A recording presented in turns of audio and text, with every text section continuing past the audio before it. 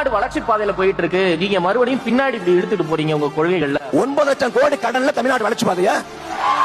இந்த 9 லட்சம் கோடி கடன் இதை எதை சங்கட்ட போறீங்க? என்ன செய்ய போறீங்க?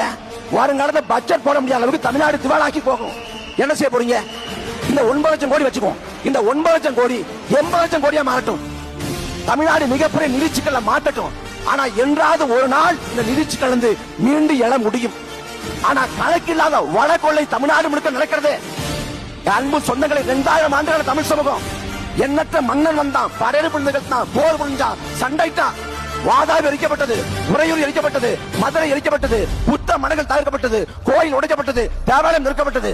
ஆனா இந்த 2000 ஆண்டு காலத்துல எந்த ஒரு மன்னனும் இயற்கை வளத்தின் மீது கை வைக்கல.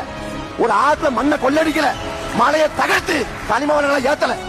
ஆனா திமுக அதிமுக 2 கட்சி ஆட்சியில மணக்கொள் நடக்குது. அடிமை இந்தியாவில பாடுறான் பாரதி, காவிரி தென்பண்ணை பாலாறு தமிழ் கண்டதோர் வையை போனது என மேவியாறு பாட ஓட திருமணி செலுத்த தமிழ்நாடுங்கிற அடிமை இந்தியாவில. சுதந்திர இந்தியாவில் என்ன இருக்கு? காவிரியில தண்ணி வரல, 30 ஆண்டா போராட்டம். காவிரி ஆற்றோட துணையாறு அமராவதி, காவிரி ஆற்றோட துணையாறு நொய்யல், காவிரி ஆற்றோட துணையாறு பவானி. இந்த ஆறுகளின் நிலைமை என்ன?